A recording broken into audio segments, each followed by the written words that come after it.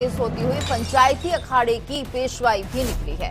ये बड़ी खबर, प्रयागराज में महाकुंभ की तैयारियां तेज हो गई हैं। आखिरी चरण में ये तैयारियां, पंचायती अखाड़े की पेशवाई निकली तो तैयारियां लगभग अंतिम चरण में हैं और साधु संतों का आगमन शुरू हो चुका है। पंचायती अखाड़े की पेशवाई निकली है, आस्था और विश्वास का ये अनोखा संगम, और ऐसे में सभी साधु संत अब संगम नगरी पहुंचने लगे हैं। तो पंचायती अखाड़े की पेशवाई इस दौरान निकली, पूरे गाजे बाजे के साथ ये पेशवाई निकली। देखिए किस तरह से ढोल नगाड़ों के साथ, और यहाँ पर भक्ति में डूबे हुए ये लोग दिख रहे हैं। तो साधु संतों का आगमन शुरू हो चुका है।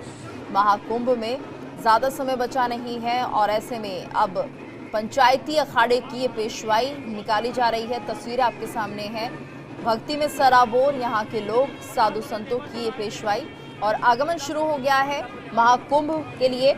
तो संगम नगरी में पहुंच रहे हैं सभी साधु संत और ऐसे में पंचायती अखाड़े की पेशवाई निकली है। तो गाजे बाजे के साथ ये पेशवाई निकली, तस्वीर आप देख रहे हैं।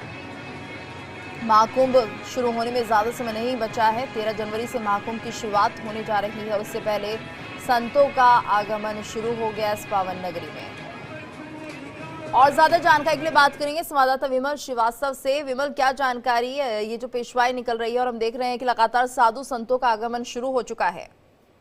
जी बिल्कुल, आज निरंजनी अखाड़े की पेशवाई है और बाकायदा गाजे बाजे के साथ ये पेशवाई बागमरी दत्ती मठ से निकल रही है और ये बागमरी होते हुए सीधे दारागंज से होते हुए ये मेला क्षेत्र में प्रवेश करेगी। करीब शाम को 5 और 6 बजे के बीच में ये मेला क्षेत्र के अखाड़ा में प्रवेश करेगी।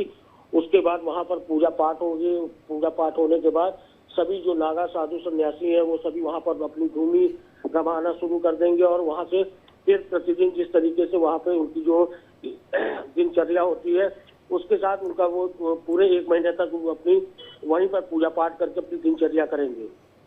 बिल्कुल विमल, और हम देख रहे हैं काफी तादाद में लोग इस पेशवाई में शामिल भी हो रहे हैं। गाजे बाजे के साथ देख सकते हैं बड़े बड़े डमरू यहाँ पर बजाए जा रहे हैं। काफी भव्य इस तरह की पेशवाई होती है।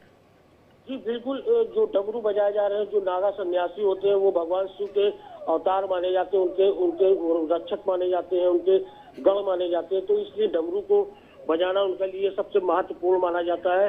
और साथ ही साथ निरंजनी अखाड़ा जो होता है वो निरंजनी अखाड़ा में सबसे ज्यादा नागा सन्यासी होते हैं और ये निरंजनी अखाड़े का जो महत्व है, ये अखाड़े बागमरी दत्ती मठ से होते हुए सीधे दारागंज जाएंगे, दारागंज से अखाड़ा क्षेत्र में प्रवेश करेंगे। जी विमल, ये भी जानना चाहेंगे आपसे, ये जो महाकुंभ होने में अभी समय है, लेकिन जिस तरह से 45 दिनों का पूरा महाकुंभ रहेगा, तो ये सभी क्या 45 दिनों तक यहीं वास करेंगे?